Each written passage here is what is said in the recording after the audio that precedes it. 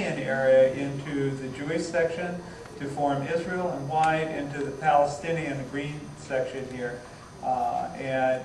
You know, if you look at that and think about a viable state, it seems kind of insane to divide it that way, but that's what the UN came up with. And of course, as soon as Israel declared itself a state, war broke out, and the Israeli soldiers, the Israeli army was victorious in that and pushed back then the Palestinian area back clear to what's white. And so it looks, this is the way the map looked and the way you kind of still see it, but that's the way the map was until '67. So when we talked about the Nakba, that's what we're talking about, is the people being, at that time, it wasn't just a political sort of thing. It wasn't that, just that somebody would come over and take over the government of the people that were living there. The families were expelled from their homes. Many of the towns were totally obliterated. And we know story after story after story, as you do, of families who thought they were just leaving why the soldiers came through, why the military was fighting there, just leaving for a couple of days. And they left everything, sometimes their documents, their money, their jewelry, in their house, and just took their key around their neck thinking they're going to come back a few days later and never return. And so that's what happened 60 years ago to make the map in kind of this middle place here. And this is what's happening now. You look at the West Bank, it's a piece of Swiss cheese. You can still sort of see the green line here, the border between here, Israel, and the West Bank. That's in a dotted line. If you're up close enough, you can see that. But now, with the wall being cut in here, and the settlements and everything, a lot of the West Bank land, and it's actually some of the prime land, has been taken away. And it also takes away the water. You can see Jerusalem here is also taken away at this point. Now, on this particular map, it still shows some white down here in Gaza Strip, and of course those settlements, as Cindy said, have been dismantled at this point. So how is that done? And you hear about the wall. Here's a picture of the wall here in the West Bank. This is east of East Jerusalem. And I think it's a great picture. Cindy took it like all of her good pictures. But it shows a little difference there. We're from Iowa. We're used to, in Iowa, and I think all out, probably throughout North America, most farmers live on their land. And so it's different in the Middle East. You see here the farmers are living in the town, and they go out to, here's the olive groves, and if you put a wall right up next to the town, you put the population on one side in the land, and not incidentally, as I mentioned before, the water on the other side of that wall. So that's pretty typical of where you'll see the wall there in the West Bank. A lot of times, you know, you'll hear, well, the wall is really a fence. And indeed, out in a lot of the agricultural area, it is a fence. I don't have a very good picture of the fence. This is one in the town of Jayus, where we were waiting at that time for a farmer to come back from his field. This farmer it was about 3 kilometers from his house. He could walk back and forth for lunch before that gate was put in and this fence comes in there. I don't think well, actually the Israelis put in a open pit mine, I think, for gravel in what was his farmland, as I understand it now. So there's no use going back and forth. But when we met him, in 3 kilometers, which you could walk easily once or twice a day, he couldn't do that because of this fence. He would go over for a week. He would commute and stay in his field for a week and then just come back on Friday for the weekend. And that's where he's going there. There are now big terminals where there used to be just smaller checkpoints. This is going into Ramallah. You can see the size of the wall there on the side, and that's more indicative of urban area with that size wall. Sometimes from Israel you'll see the wall is only about 3 feet high, and that's because there's a lot of earth burned up on it on the Israeli side. But if you're over on the West Bank side, it'll still look like this. It's still a huge wall.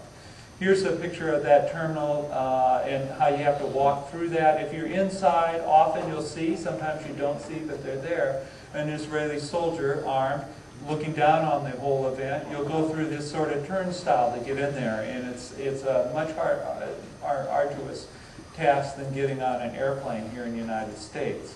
And again, here's the picture of the terminal going into Ramallah. Now, if you've got a U.S. passport, you can just ride on a bus through there, and it's deceiving all the time. As Rachel said, as Cindy said, you've got to wrap your head around what's going on and what you don't see, because even though it's easier for me to get in with my U.S. passport, it's harder for Palestinians to go back and forth there. So it almost seems more acceptable because we as outsiders don't see what's really going on.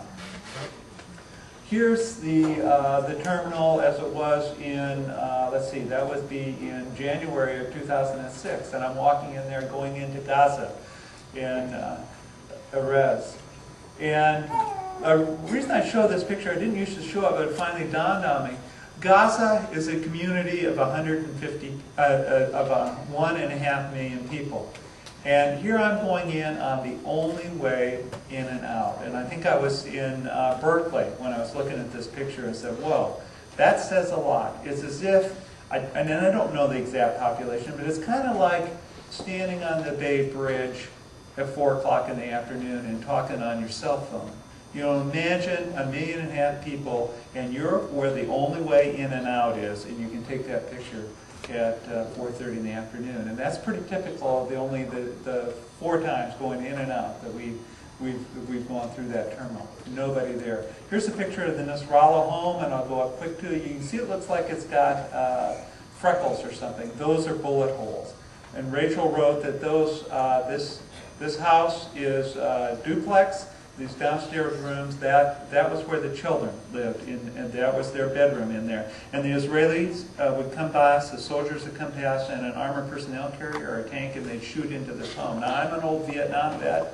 If they were shooting a .50 caliber machine gun, which they could easily have mounted on those vehicles, it would have gone through not only the front wall and the middle wall, they'd gone through the whole house and the neighbor's house as well. This is probably like an M60, something like that, a little bit smaller, because it would go through the outside wall, into the bullets would go into the children's bedroom, through the inside wall, into the living room, but with that third concrete wall, the bullets would stop. And so, as Rachel wrote, the whole family would sleep on the floor in the parents' bedroom, which was back behind here.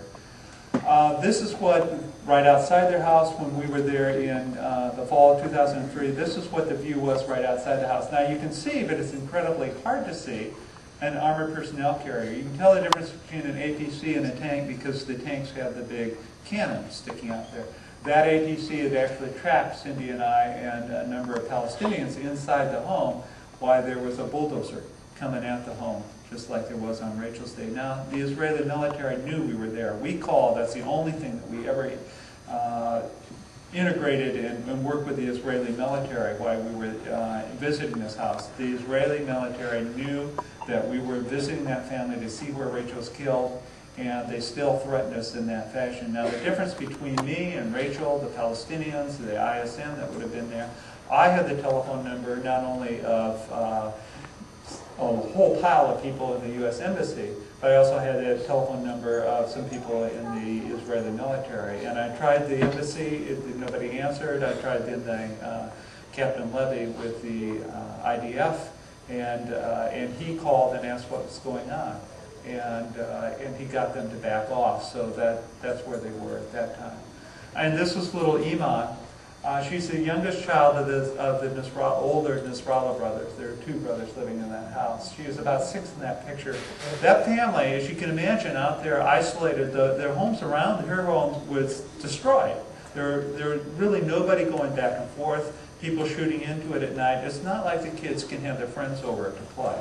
It's not like the neighbors are coming in for tea or anything like that. They're incredibly isolated. So this family, their reaction to all that violence was they had to hold on to their humanity.